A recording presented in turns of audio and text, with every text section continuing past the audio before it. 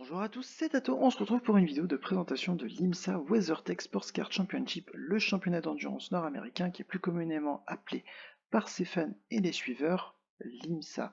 Dans cette vidéo, nous allons parler de l'origine du championnat, des catégories qui roulent, du calendrier et des types de circuits empruntés. Nous parlerons également du format des courses et en dernier point, de l'avenir du championnat. Pour ce qui est de la partie catégorie, eh bien je ne m'étendrai pas trop sur le sujet puisque je ferai une vidéo qui sera dédiée, donc qui parlera des spécificités de chacune et des points communs et des différences. Donc là pour le coup, je serai assez bref. On commence tout de suite avec la partie historique et donc l'explication de d'où vient ce championnat. Ce championnat, il vient de la fusion de la Rolex Sports Car Series et de l'American Le Mans Series, qui étaient deux championnats d'endurance américains qui ont tous deux été créés vers les années 2000, donc avec 2000 pour le Rolex Sports Car Series et 1999 pour l'American Le Mans Series. Les deux ont fusionné en 2014 pour donner le championnat que l'on connaît actuellement. On a deux grands types de catégories en endurance, et là du coup en IMSA, on a d'un côté les prototypes, qui sont des voitures qui ont été exclusivement conçues pour la course et pour la performance, qui ont un design très pointu au niveau aérodynamique, alors qu'à l'inverse, les GT, elles sont des voitures qui sont basées des voitures de route, et donc c'est surtout une adaptation finalement d'une voiture de route au circuit, donc ça va forcément moins vite, mais les batailles n'en sont pas moins, toutes aussi intéressantes. La catégorie que vous voyez en fond, c'est la catégorie reine de l'IMSA, c'est la catégorie DPI, Daytona Prototype International, qui est donc une catégorie qui est basée sur des châssis LMP2, où les moteurs sont des moteurs donc, de constructeurs. Là par exemple ici sur la Mazda vous voyez le moteur est Mazda, la Cadillac derrière son moteur est Cadillac, et donc c'est cette catégorie là qui voit s'affronter des constructeurs et des équipes privées. La deuxième catégorie de la série en prototype, c'est la catégorie LMP2, la catégorie Le Mans Prototype 2, qui est donc également, comme son nom l'indique, une catégorie qui roule aux 24 heures du Mans, et qui donc est destinée là pour le coup, comme pour les LMP3 qu'on verra après, aux équipes exclusivement clientes. Il n'y a pas de constructeur qui peut faire rouler ces voitures avec notamment un moteur, un spec. Les châssis non plus, depuis qu'ils sont sortis en 2017, n'ont pas bougé. Ensuite, nous avons la catégorie LMP3, qui là, elle, pareil, est une catégorie qui est forcément un peu moins vite déjà que les LMP2. Donc pareil, Le Mans Prototype 3 au niveau de la signification. Là aussi, on a plusieurs prototypes qui sont éligibles. On passe maintenant à la catégorie GT. Donc comme je vous ai détaillé plus tôt, ce sont des voitures qui sont adaptées des voitures de route pour le circuit. On a deux catégories en GT. On a la catégorie, on va dire, professionnelle avec le GTD Pro que vous voyez en fond avec la BMW M4 GT3. Et la catégorie GTD qui est elle plutôt pour les pilotes qu'on pourrait qualifier gentleman, donc plutôt amateur. Et donc en fait ce qui différencie au niveau du haut de couleur les deux voitures, et bien justement c'est les rétroviseurs ou les côtés des ailerons arrière qui là du coup sont en code couleur soit vert soit rouge, et pareil avec évidemment la plaque du numéro de la voiture qui change en fonction de la catégorie, mais sinon les voitures sont toutes deux basées sur le règlement GT3, et en fait finalement le seul réel changement qu'il y a entre les deux catégories, c'est que d'un côté un pilote amateur est obligatoire par équipage, alors que de l'autre on peut avoir des équipes constructeurs qui s'engagent pour concourir face à des équipes par exemple privées qui veulent justement défier dans la catégorie GTD Pro les constructeurs. On passe maintenant aux différents types de circuits qui sont empruntés par le championnat. On a donc des circuits ovales, donc avec le circuit de Daytona, qui est un circuit ovale. On ne roule pas sur tout l'ovale, mais voilà, une grande partie de l'ovale est empruntée. On a également une partie qu'on appelle infield, qui est donc à l'intérieur de l'ovale. On a donc également aussi des circuits routiers, comme par exemple ici à l'écran, le circuit de Road America. On a ensuite des circuits urbains, comme ici le circuit de Long Beach, qui nous offre des images assez spectaculaires puisque les voitures roulent très très près des murs. Donc ce sont des images qui sont toujours belles à voir en tant que spectateur, c'est toujours assez spectaculaire. Voilà pour les différents circuits qui sont empruntés par le championnat. On en vient maintenant aux épreuves d'endurance. Le championnat s'articule autour de 4 épreuves d'endurance tout au long de la saison. Et la première de ces 4 épreuves, c'est les 24 heures Daytona, qui sont l'épreuve la plus connue et la plus convoitée du championnat. Et donc le championnat commence par celle-ci, voilà, pour bien lancer les choses. Donc c'est la première des 4 courses d'endurance. La deuxième, il s'agit des aussi mythiques 12 heures de Sebring, qui sont là aussi une épreuve à part, tout simplement puisque le circuit est très particulier. Le circuit de Sebring est très bosselé, donc est un véritable défi pour les machines comme pour les pilotes. Et donc, eh bien voilà, ça en fait aussi une épreuve extrêmement mythique aux États-Unis, mais pas que, puisqu'on en parle également beaucoup en Europe. Ensuite, nous avons en troisième épreuve d'endurance les 6 heures de Watkins Glen. Donc là aussi, voilà une épreuve plutôt longue comparée au reste du championnat, on y viendra après. Et enfin, eh bien, la dernière épreuve, celle qui clôture le championnat, c'est Petit Le Mans. Donc c'est une course de 10 heures sur le circuit de Road Atlanta, qui ont notamment la particularité eh bien, d'être sur un circuit qui est très court, qui fait donc que le trafic est, on revient très vite sur lui, et donc difficile d'avoir plus de 5 tours clairs sur ce circuit, surtout lorsqu'il y a beaucoup de participants. On en vient maintenant au championnat justement qui regroupe ces épreuves d'endurance. Donc on a donc dans ce championnat les 24 heures de Daytona, les 12 heures de Sebring, les 6 heures de Watkins Glen et enfin Petit Le Mans. Donc ces quatre épreuves-là ajoutées forment un championnat elles-mêmes dans le championnat. Donc on appelle ça la Michelin Endurance Cup. Donc voilà, c'est un championnat à l'intérieur du championnat. Donc c'est là aussi très prestigieux de pouvoir le gagner, ça veut dire qu'on a bien performé sur les 4 plus grandes courses du championnat à l'année.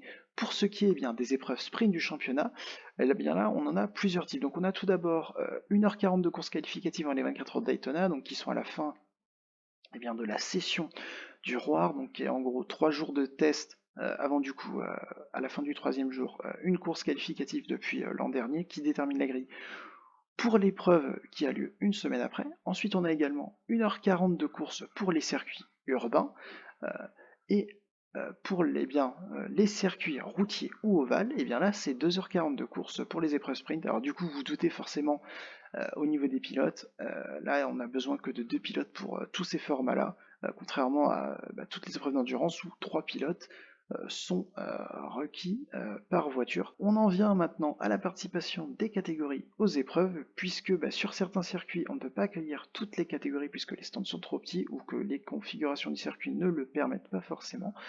Eh bien, il n'y a sur certains circuits que certaines catégories de conviés. Alors, pour ce qui est par exemple des courses d'endurance, toutes les catégories sont conviées. Road America était également la seule course de la saison de sprint à pouvoir tout accueillir, mais sinon, eh bien, il y a toujours au moins une catégorie qui manque. Et par exemple, à Détroit, nous n'aurons que les DPI ou les GTD, et sinon, l'une des autres particularités du championnat, c'est qu'il y a certaines courses qui sont que GT, comme par exemple à Virginia ou à Lime Rock. Donc là voilà, on a sur des circuits qui sont pour le coup pour Virginia assez serrés, hein, et pour Lime Rock qui sont très courts, qui donc là font que là on roule qu'en GT, on a déjà assez de trafic comme ça, pas besoin de rajouter les protos pour mettre encore plus de bazar dans l'histoire. On vient maintenant au système de points du championnat. Alors là aussi c'est assez intéressant et ça peut être aussi effrayant d'ailleurs, puisque le système est très différent du système F1 que l'on connaît, c'est-à-dire 25, 18, 15 pour les 3 premiers, etc. jusqu'au 10e. Là, c'est un système totalement différent qui vraiment, on va dire, récompense ceux qui finissent les courses, puisque si vous finissez pas les courses, là pour le coup, vous prenez un sérieux, vous prenez un sérieux coup pour le championnat, puisque rattraper 350 points, c'est plus difficile que rattraper 25 points, sachant qu'il y a moitié moins de courses qu'en Formule 1, forcément. Là, championnat, c'est un coup dur si vous ne finissez pas une course, donc là, clairement, l'accent est mis sur l'esprit de l'endurance, qui est de finir les épreuves, même si mal placé, voilà, finir les épreuves, comme ça, on marque les points. Mais même de toute façon, de base, l'esprit de l'endurance a toujours été de finir, donc en fait, finalement, ce système de points ne fait que récompenser cet esprit-là. Donc au niveau de l'écart entre la victoire et la deuxième place, on est à peu près au niveau de 30 points. Vous voyez également qu'on a au niveau des points un système pour les courses qualificatives, donc là c'est pour l'Aurore.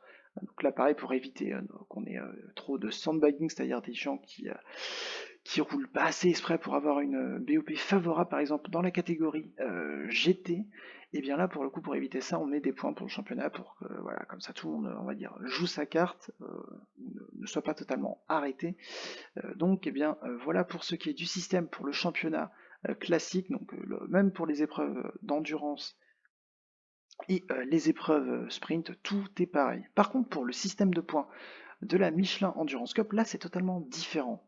En gros, le système donne 5 points au premier, 4 points au deuxième, 3 points au troisième et 2 points à tous les autres qui sont classés. Mais les points ne sont pas attribués qu'à la fin, ils sont attribués pour Daytona par exemple après 6 heures, après 12 heures, après 18 heures et après 24 heures. Pour Sebring, ils sont accordés après 8 heures, après 4 heures, pardon, 8 heures, 12 heures, pour Watkins Glen après 3 heures et 6 heures, et enfin euh, pour Petit Le Mans après 4 heures, 8 heures et 10 heures. Donc forcément, il peut y avoir aussi un petit peu de stratégie pour se retrouver en tête aux instants clés. Donc par exemple, en se décalant sur la stratégie d'arrêt au stand, ça peut être voilà, par exemple quelque chose qui peut être tenté par certaines équipes qui veulent vraiment maximiser ce championnat-là. Donc et bien voilà, et là pareil, ce championnat-là, en gros, il cumule tous les points qu'on a gagné justement lors des pointages intermédiaires et au pointage finaux des courses. Et donc, eh bien, ils ne rendent pas en compte avec le système que j'ai évoqué précédemment. C'est vraiment deux trucs à part qui font chacun eh bien, de leur côté leur classement. Et donc, eh bien, on peut se retrouver par exemple avec, comme on a eu le cas l'an dernier, une voiture qui gagne le championnat et une voiture qui gagne eh bien, la Michelin Endurance Cup. Donc bien voilà, c'est pas forcément les deux mêmes voitures qui vont gagner les deux championnats. Maintenant justement, pour en venir au championnat global qui regroupe toutes les courses, et bien justement, il va prendre en compte avec le barème qu'on a vu en premier, et bien euh, les courses d'endurance, et en plus les courses sprint, il n'y a pas de différence en fonction de la durée, c'est le même nombre de points pour chaque position et pour chaque durée de course. On en vient maintenant aux constructeurs qui sont présentés, puisqu'on a quand même une belle palette, on en a 11 qui sont représentés cette année et 12 qui sont prêts à rouler. Le premier, il s'agit d'Acura, donc qui est la marque de luxe de Honda aux États-Unis, donc on peut quasiment dire que c'est Honda en fait qui est engagé, mais bon, vu que le championnat a lieu aux États-Unis, ça se fait sous la marque Acura. Ensuite, nous avons Aston Martin, Audi, donc du coup, qui est le constructeur qui n'a pas de voiture actuellement engagée, mais qui pourrait en retrouver une d'ici la fin de la saison et qui en tout cas est prêt à faire rouler une voiture sans aucun problème.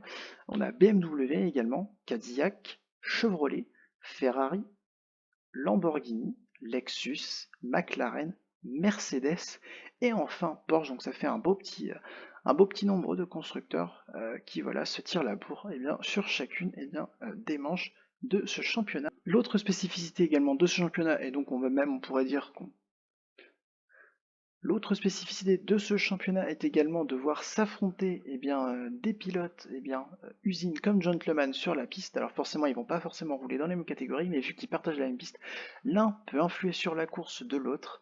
Et donc voilà, ça offre le petit piquant en plus de savoir que tout peut se passer à tout moment avec un pilote un peu moins expérimenté qui peut faire une erreur et mettre en péril un pilote par exemple qui ne fait pas assez attention ou qui se laisserait déconcentrer. Le championnat nous offre également de super batailles à tout niveau, donc justement que ce soit entre des pilotes de la catégorie GTD qui sont plus gentlemen, épaulés par des pilotes plus expérimentés pro, ou à l'inverse, vraiment dans la catégorie NDP, on a de la bataille à tous les niveaux, surtout des finales qui sont plein de suspense et qui nous offrent même parfois des situations assez incroyables et à peine croyables, où ce serait écrit dans un film, on dirait c'est trop gros, mais pourtant ça se passe bien, hein, c'est vraiment le point fort de ce championnat. L'autre point fort de ce championnat, c'est de permettre à des petites équipes de se battre quasiment à armes égales avec des grosses équipes privées ou des structures constructeurs, et donc ça nous a offert l'an dernier par exemple en DPI la victoire de l'équipe Mustang Sampling avec le trio 100% français Loïc Duval, Sébastien Bourdet, Tristan Vautier face à toutes les autres équipes DPI, mais également aussi en GT où on a eu par exemple le WeatherTech qui a fait un doublé à Petit Le Mans face pourtant aux Corvettes officielles et aux BMW.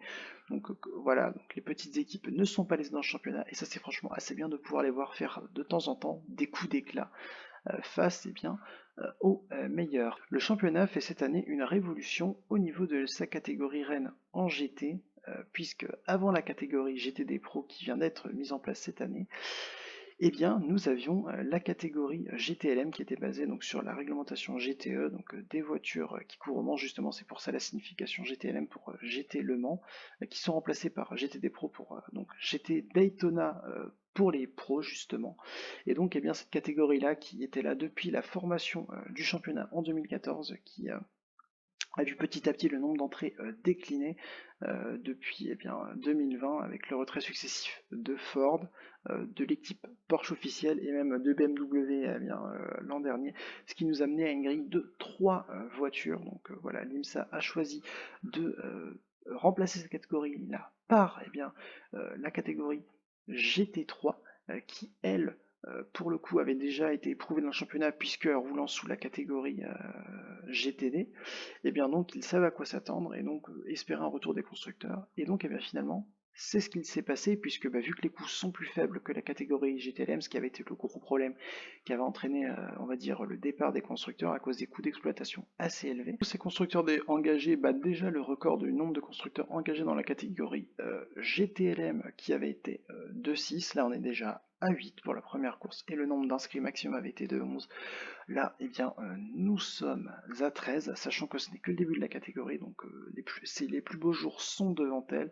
Et donc, eh bien, on verra comment est-ce que se passent ces affrontements entre toutes ces équipes, dont certaines sont eh bien, des équipes constructeurs comme BMW ou Chevrolet Corvette, ou d'autres qui sont des écuries privées, comme par exemple Lamborghini.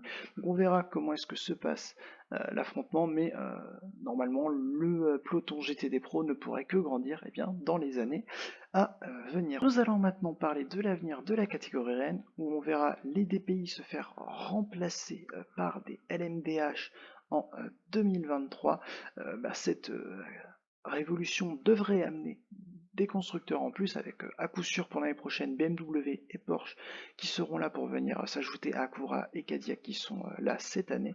Donc ça nous fera déjà 4 constructeurs en bataille dans la catégorie Rennes de l'IMSA l'an prochain, avec pourquoi pas également la venue de Peugeot, Toyota ou Glickenhaus juste en pigiste pour Daytona. Ça pourrait également être une option, donc ça on verra.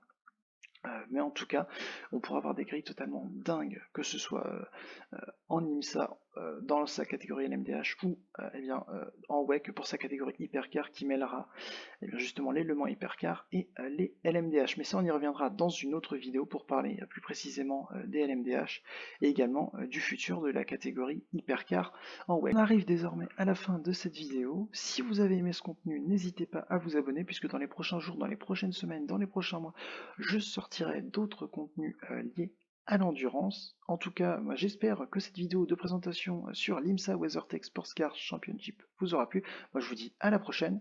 Salut!